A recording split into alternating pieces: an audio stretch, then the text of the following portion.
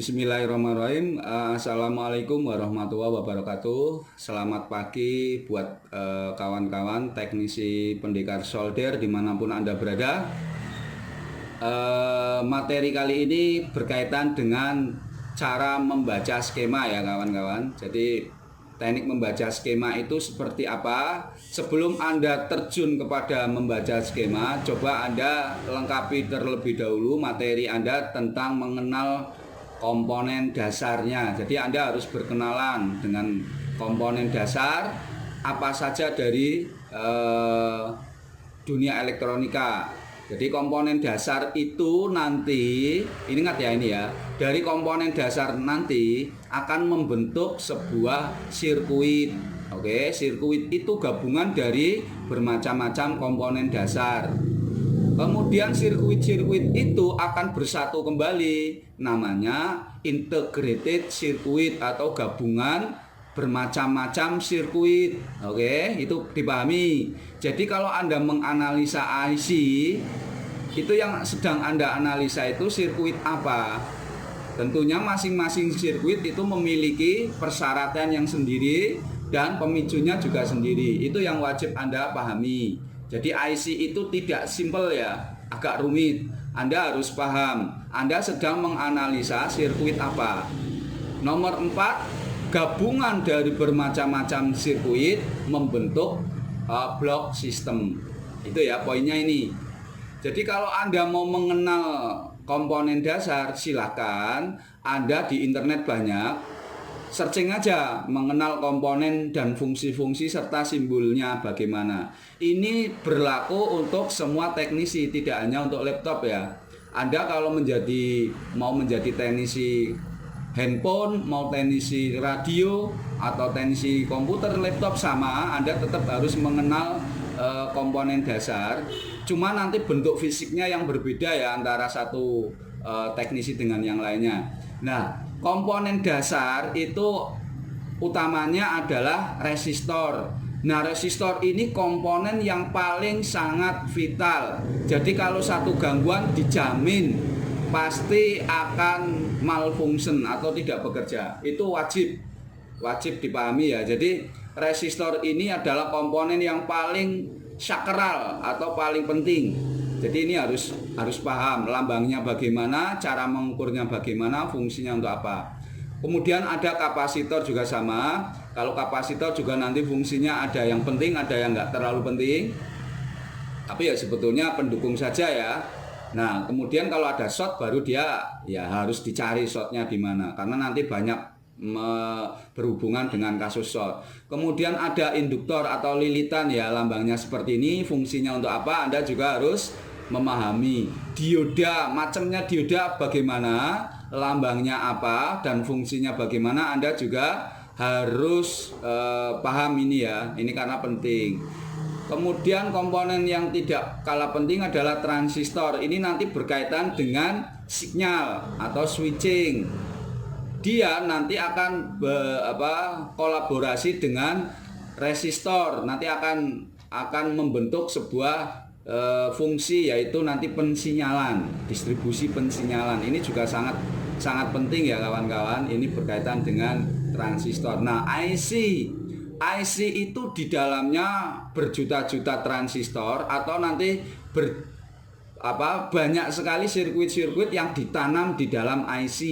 Jadi IC itu adalah komponen single yang sangat pintar. Jadi dia nanti fungsinya sangat pintar. Dan ini ada komponen pendukung yang lain. Itu dari segi mengenal komponen. Nah, cara kerjanya nanti kalau jenisnya, karena nanti akan ada kenal komponen aktif.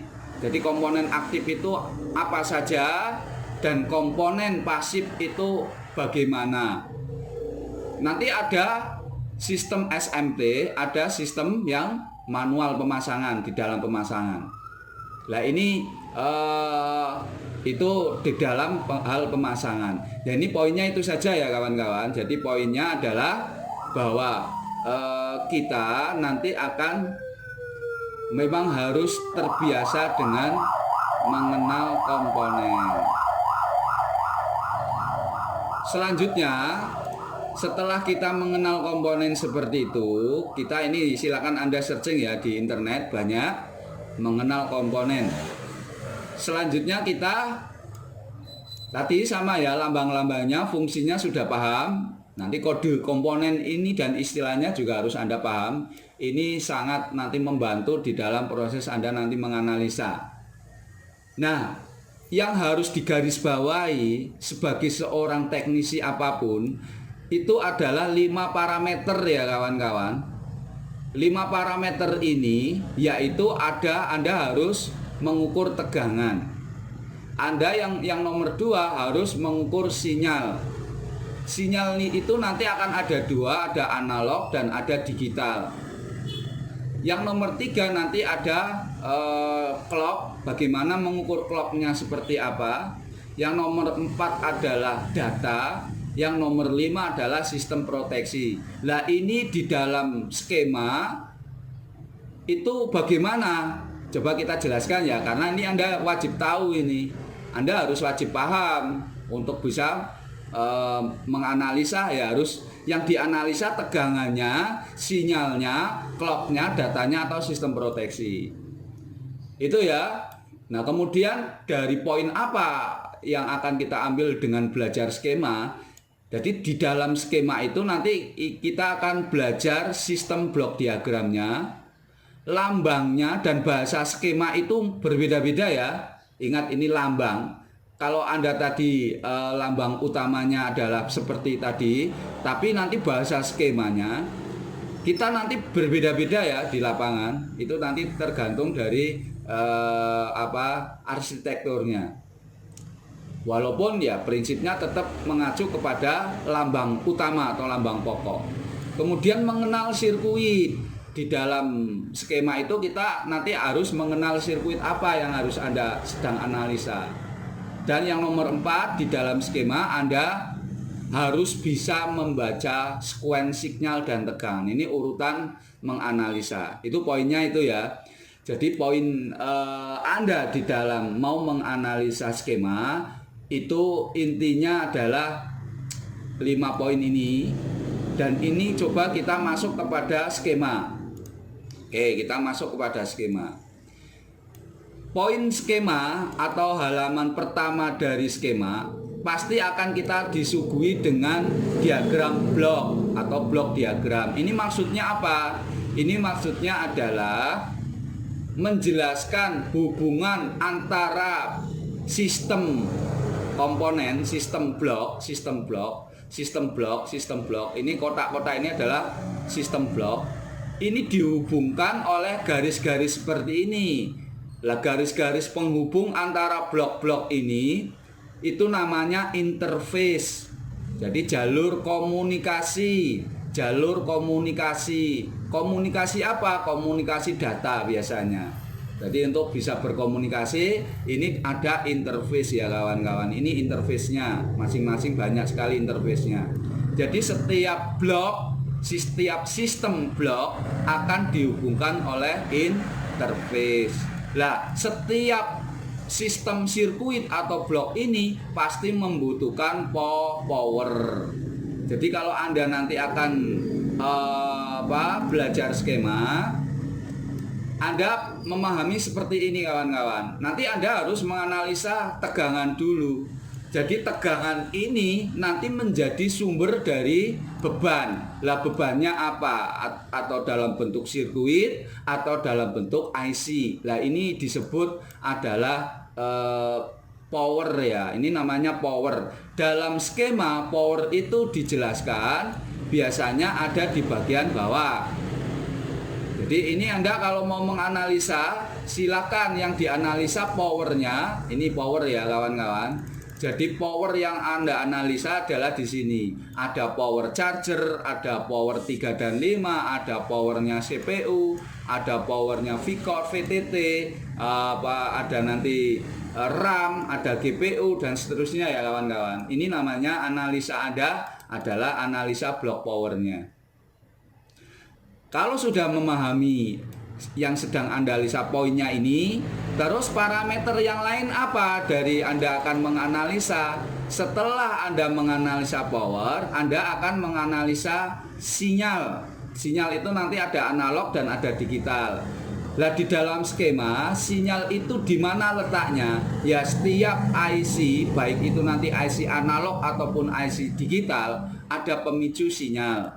Nah, sumber sinyalnya adalah microcontroller atau dalam hal ini adalah EC dan SB serta GPU. Itu adalah bagian dari sistem microcontroller ya kawan-kawan. Nah, di sini. Nah, kalau Anda mau menganalisa sinyal, itu lambangnya adalah bentuknya segini, seperti ini. Ini sinyal ini ya kawan. Ada sinyal masuk ke IC, ada sinyal yang keluar ke IC. Ini disebut sinyal. Oke, sinyal. Kalau Anda sudah mengenal sinyal, Anda akan mengenal data dan clock. Lambangnya adalah bolak-balik. Biasanya data dan clock itu lambangnya bolak-balik. SDA dan SCL. Ini adalah interface komunikasi atau nanti bukan interface-nya ya, ini untuk kontrol datanya. Jadi setiap akan terjadi komunikasi ini harus bekerja. Nah, ini sistem microcontroller nanti penggeraknya. Itu nanti SDA dan SCL namanya ya kawan-kawan. Ini berkaitan dengan komunikasi data yang berkaitan microcontroller. Itu berkaitan dengan clock dan data. Kalau sinyalnya tadi seperti itu. Nah, pembangkitnya clock atau pemicunya clock atau agar rangkaian itu bisa berosilasi itu namanya kristal. Dan nanti Anda mengukur sudah hadir enggak sirkuit RTC-nya, sirkuit real time clock-nya. Karena nanti ini syarat microcontroller bekerja. Anda mengukur frekuensinya biasanya sudah hadir apa belum. Lah nanti kalau sistem proteksi, setiap komponen memiliki proteksi ya kawan-kawan. Nah, ini bagaimana cara kerja dari IC? Anda masuk ke dalam datasheet. Di situ nanti akan ada sistem proteksi. Nah, itu poin dari cara membaca skema ya kawan-kawan. Lah kalau tegangan dilambangkan dengan ini, kalau tegangan lambangnya seperti ini. Jadi kalau tegangan lambangnya ada bulatan kecil seperti ini. Ini namanya lambang tegangan. Kalau ini groundingnya. Kalau tegangan itu ada positif, ada groundingnya. Ingat, grounding di lapangan akan ada variasi ya kawan-kawan. Ada yang grounding seperti ini, ada yang nanti untuk audio. Nah, ini bermacam-macam ini modelnya. Jadi harus hati-hati di dalam konsep memahami grounding. Itu poin penting pertama di dalam mengenal skema. Nanti kita coba kembangkan lagi videonya dengan lebih dalam tentang mengenal bermacam-macam arsitektur penyusun laptop. Sampai jumpa ya kawan-kawan. Mudah-mudahan bisa bermanfaat. Wassalamualaikum warahmatullahi wabarakatuh.